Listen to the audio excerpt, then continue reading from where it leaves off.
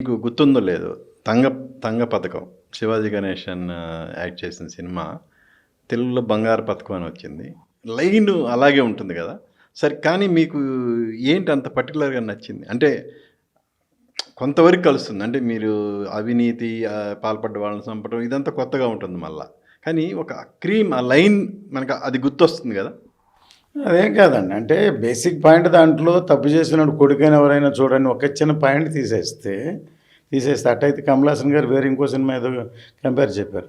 కానీ శంకర్ గారి దగ్గర ఉన్న గ్రేట్‌నెస్ ఏంటంటే ఇంతవరకు ఇండియన్ స్క్రీన్‌లో పేట్రియాటిక్ ఫిలిమ్స్ ఎవరు చేశారంటే నాకు బాగా ఇష్టమైన మనోజ్ కుమార్ అనే హీరో, డైరెక్టర్, ఎడిటర్ ఆయన 'పూరా భోపాయ్' చాలా మంచి సినిమాలు తీశారు. ఆయన ఫ్యాన్ అసలు. ఆ తర్వాత ఎవరైనా ఏమైనా అనుకోని కానివ్వండి, శంకర్ గారిలాగా ఈ మీడియా ద్వారా అండర్ కరెంట్‌లో మన సోషల్ అవేర్‌నెస్ క్రియేట్ చేసి సోషల్ ప్రాబ్లమ్స్ కమర్షియల్‌గా చెబుతూ ప్లస్ గ్రేట్‌గా విజువలైజేషన్‌తో పాటు మెసేజ్ ఓరియెంటెడ్ ఫిలిమ్స్ 1 కాదు, 2 కాదు, 3, 4 అన్నీ పెద్ద రేంజ్‌లో ఫస్ట్ 'జెంటిల్‌మెన్' నుంచి నెక్స్ట్ 'భారతీయుడి' దగ్గర నుంచి తర్వాత 'ఒకే ఒకడి' దగ్గర నుంచి సో ఒకటి చూస్తే ఎడ్యుకేషన్ ప్రాబ్లం, ఒకటేమో కరప్షన్ ప్రాబ్లం, ఇంకోటి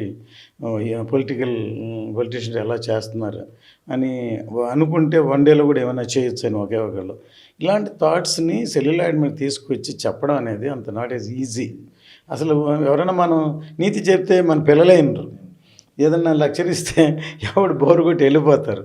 సో చెప్పే విధంగా వాళ్ళ ఇంట్రెస్ట్గా షుగర్ కోటెడ్గా సాంగ్స్ ఎంటర్టైన్మెంట్ తోటి అండర్ కరెంట్గా చెప్పడం అనేది లోపల ఏదో ఒకటి చెప్పాలని తప్పన మనిషిలో లేకపోతే ఇలాంటి సినిమాలు రావు.